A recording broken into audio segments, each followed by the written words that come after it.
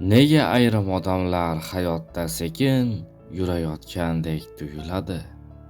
Atrofga qaraysan, kimdir tez boyib ketadi, kimdir esa mashhur bo'ladi, kimdir hayotda joyini topgandek, sen esa to'xtab qolyapsan, o'ylaysan, shubhalanyapsan va ichingda bitta savol: nega men bundayman? Bilasanmi, bu savolni hamma bermaydi. Bu savolni faqat chuqur o'ylaydigan odamlar beradi.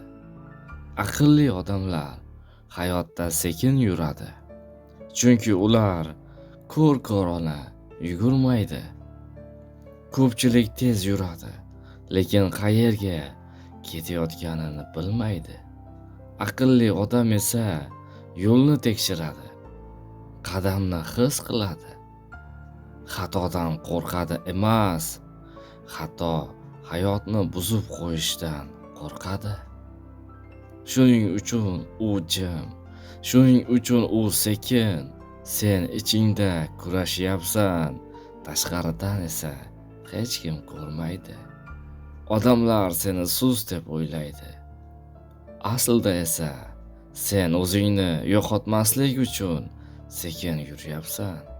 Jim yuradigan odamlar eng baland fikrga ega bo'ladi. Ular tez porlamaydi, lekin porlaganda so'nmaydi. Sen kech ochilasan, lekin ochilganda chuqur bo'lasan. Shuning uchun bugun o'zingni ayblama.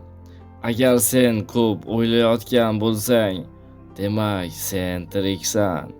Agar sen sekin yugurgan bo'lsang, demak sen yo'lingni ehtiyot qilyapsan.